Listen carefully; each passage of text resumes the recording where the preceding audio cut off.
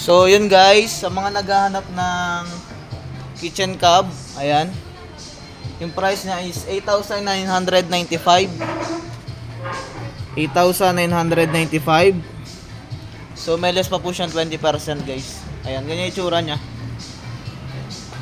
May tatlong drawer dito sa taas. Ayan.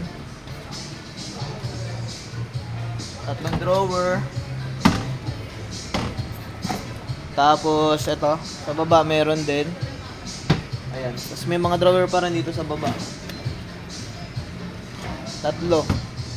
So, ayan guys. Kung naghahanap kayo ng murang kitchen cab, removable pa to guys ha.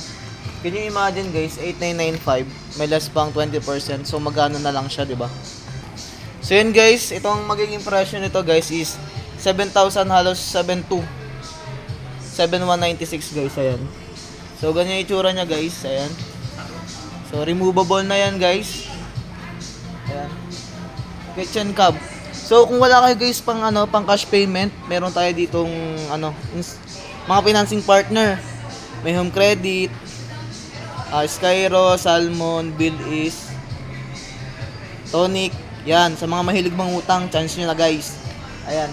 So, kung may mga gusto kayong appliances na gusto nyo makita guys, message lang kayo dito para yun naman yung susunod ko ipapakita ang video sa inyo. Ayan. Ayan siya guys, kitchen cab. Ayan, ganyan siya kalaki. So, may mas maliit pa pala dito guys, ito.